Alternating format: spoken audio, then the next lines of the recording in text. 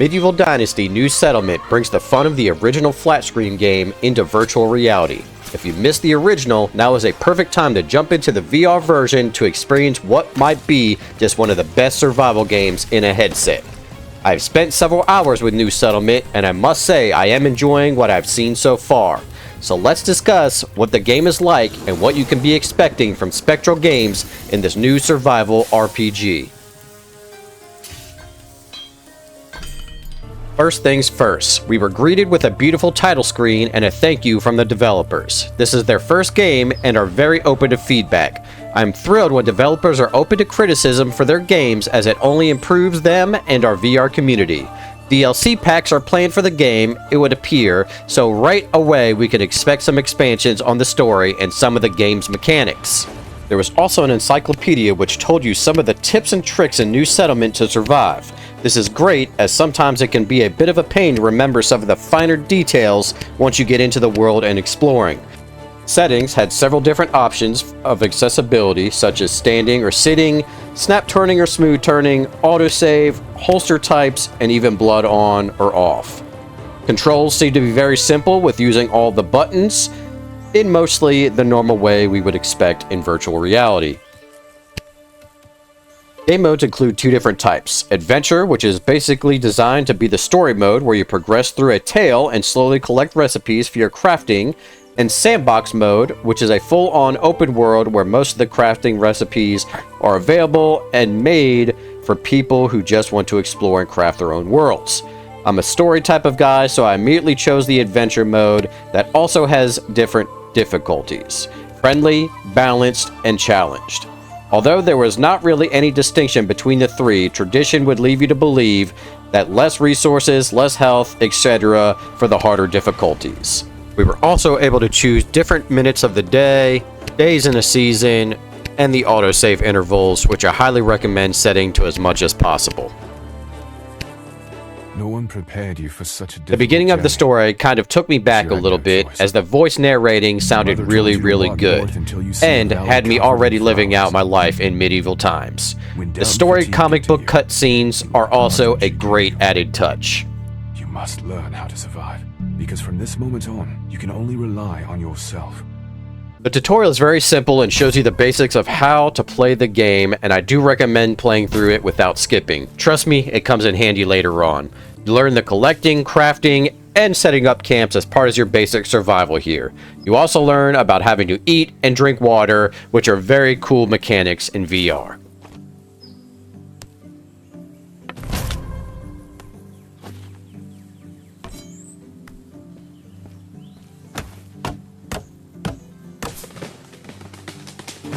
We eventually arrived at our first village where we get to see our NPCs interact with the environment for the first time. They don't seem to really have any life in them other than they need to be talked to, which is a bit disappointing. I would have really liked to see some voice acting done for the NPCs, as it's all text-based and you must read everything each time you interact with them. I did think that the mechanic to interact with them is cool, as you have to wave a friendly hello to them with your hand above your head in order for the text to pop up. This is also where I got my first taste of the full-on crafting system, which is pretty simple. Your book is located on your wrist and is your holy grail to everything in this game. You can select and see what is needed to be crafted by any of your recipes, as well as so much more. You can cook, make potions, weapons, houses, and even make pens for animals.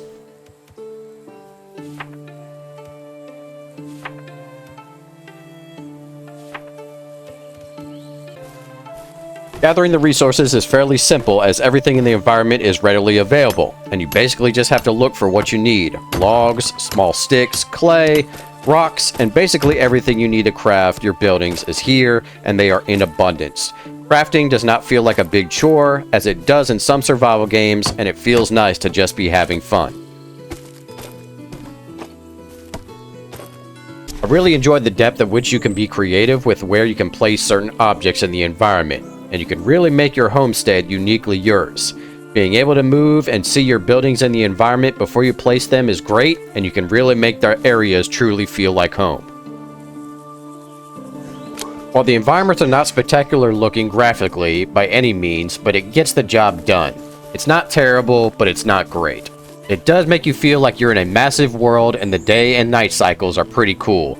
I like this rotation because at night, other creatures do come out that normally don't during the day, such as wolves.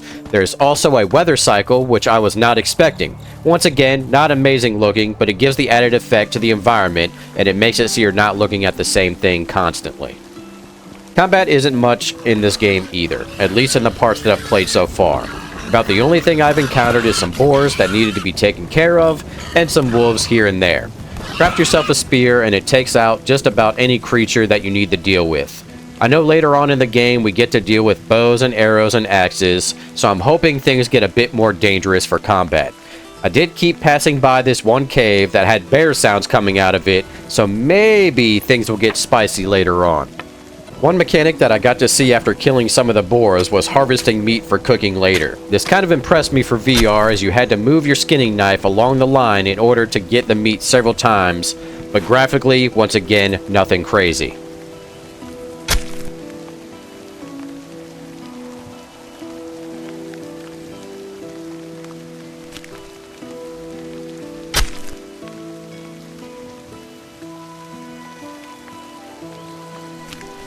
Most of this game does have you moving around the large map, at least in the adventure mode, basically doing random quests for NPCs. While the story is good and you want to help out your fellow villagers, it does seem a bit repetitive after a while.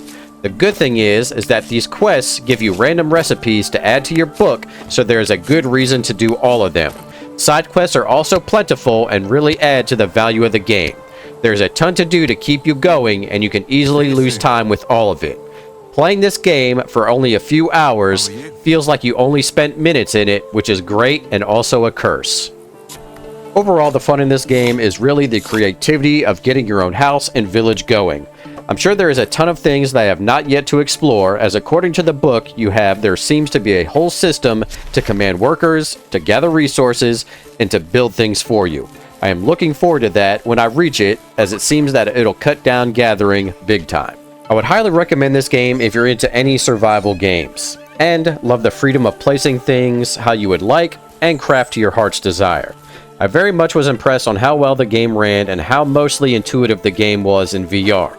I think that the game has a bright future with some optimization updates and expansion DLC. Medieval Dynasty New Settlement releases March 28th on the MetaQuest store for only $29.99. You can also pre-order the game and receive an exclusive Hunter Skin Pack, which is a great cosmetic add-on.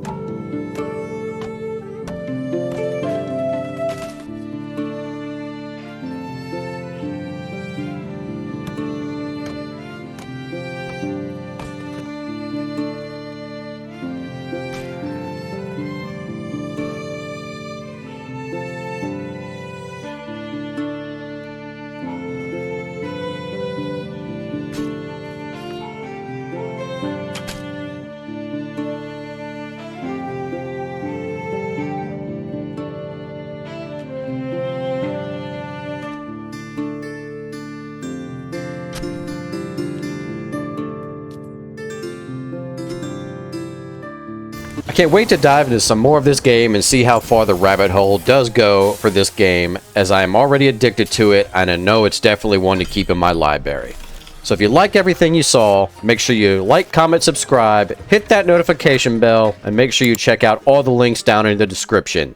As always, thank you so much for watching, and we will see you in the next video.